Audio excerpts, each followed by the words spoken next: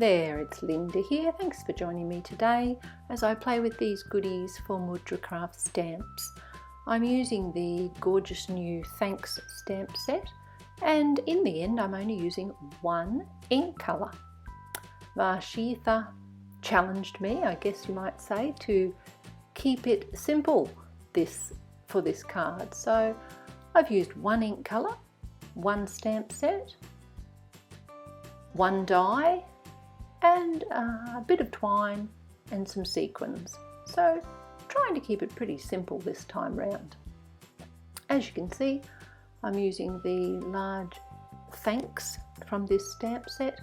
The little S just gets added on to complete the word, and I'm making sure I stamp it all over my card front, turning it at different angles each time and stamping some right on the card front and others off the edge.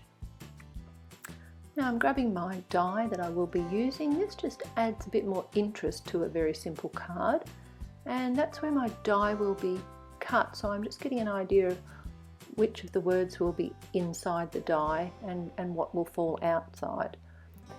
Continuing on, stamping all over the card front, using pretty good pressure because it is quite a solid stamp. You want to make sure that you get good coverage.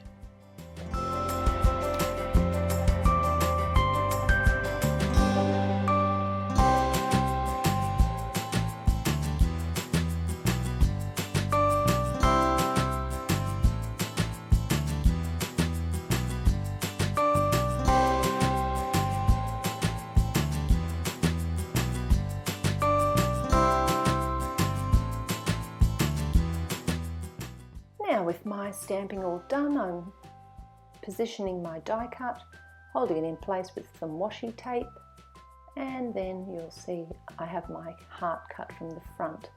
I'm also cutting the same heart from some 3mm craft foam, and I will be adhering that behind my stamped heart.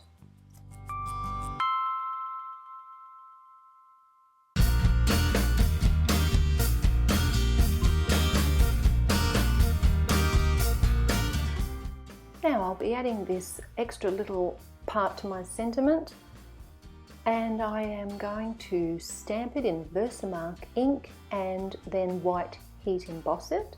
So I'm using my powder bag there to get rid of static, using my Versamark ink, getting good coverage with my MISTI, and then I've used my heat tool, or I will use my heat tool after I've applied my embossing powder. I don't actually show you the heat tool on camera, but here's my piece all completed, and I've got the embossing on that, and I'm just going to colour it with my ink pad that I've used for my stamping so that they will match perfectly. It's just a matter of swiping that over the white card, using a tissue to wipe off the lettering so that there's no ink sitting on the embossed letters, and then I can trim it to size. Now I've got my strip and I'm going to just fishtail the end of it with my little scissors, and then that will be adhered with tape runner across my heart. Now I do like everything to be straight, so I've applied my tape runner, grabbed my T-square rule, I'll make sure it's nice and straight there, and press it into place. Now I am trying to keep it simple, sister, for this card. So a little bit of twine tied at the top into a bow, and then the ends of the twine often have a mind of their own, want to go all over the place in every direction. So to combat that, I like to wind my twine ends around a pencil just to curl them, and I will hold them in place for a couple of hours with some washi tape. And that's what you see me doing here.